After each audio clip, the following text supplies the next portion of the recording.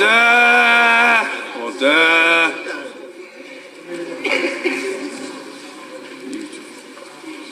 The ayes to the right, 2.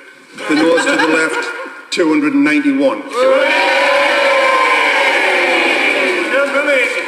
the leader of the House? Where's the leader of the House? The ayes to the right, 2. The noes to the left, 291. So the noes have it. The noes have it. Unlock.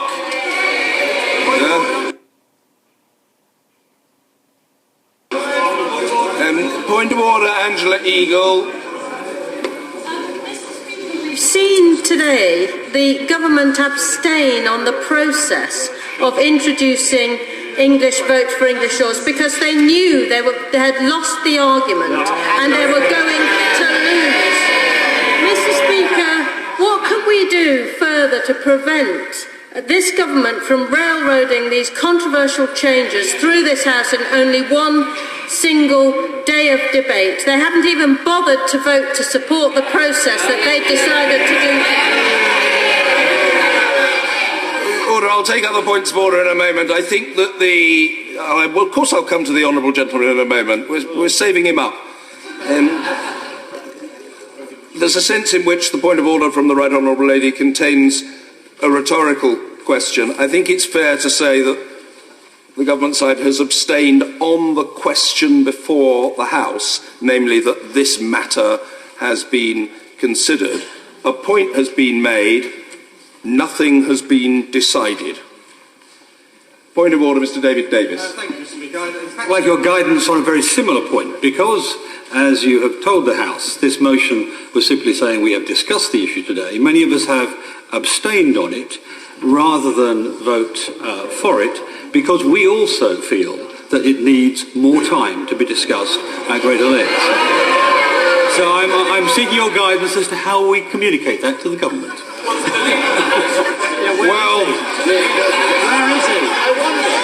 I would say that the right honourable gentleman had communicated his point directly to the leader of the House if the latter were here, but he isn't, and therefore the right honourable gentleman hasn't.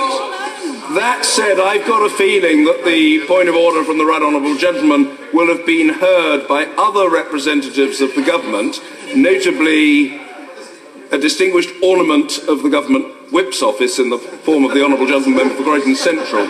So the government will have heard. Insofar as the right honourable gentleman is arguing for more time, possibly next week, his point has been heard. We're now going to hear the point of order of the right honourable gentleman member for Gordon. Mr. Speaker, can... There is another way. I was taking Mr. Salmond, and then I'll come to you. Of course, Mr. Skinner, apologies. I was just going to ask Mr. Speaker I'd already pointed to him. Your reassurance Please. that you hadn't already certified that measure as something that Conservative MPs weren't allowed to vote on.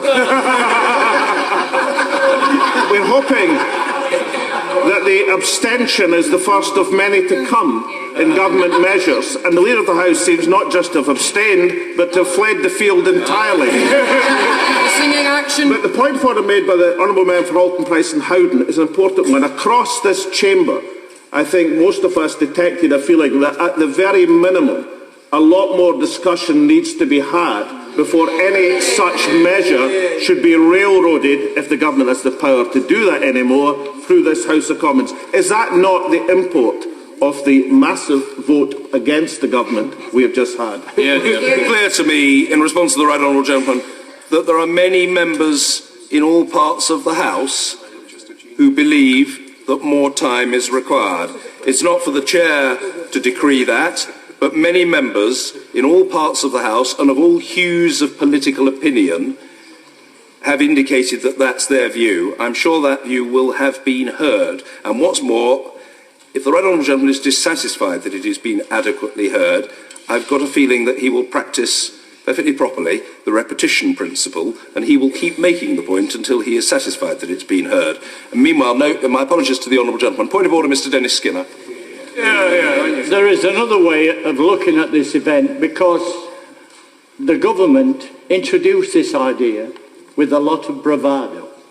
The truth is, they failed to convince a majority on their side. They have a majority of 12. Most of the opposition were in the other lobby, and it's now evident that some of the government supporters were not prepared to walk through the lobby, and they decided to pull the plug. A decent government would have resigned, and that's what...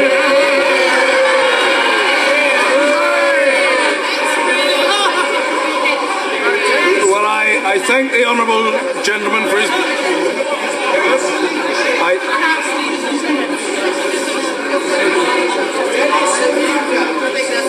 I thank the honourable gentleman for his point of order, which requires no response from me. Point of order, Mr David Winnick. Is it not possible, Mr Speaker, that we're being unfair to the Conservative members? Yes. Is there not a possibility that most of them didn't hear the division bill for various reasons? And in those circumstances, is there not a case for the division to be done done again in order that there should be absolute clarification?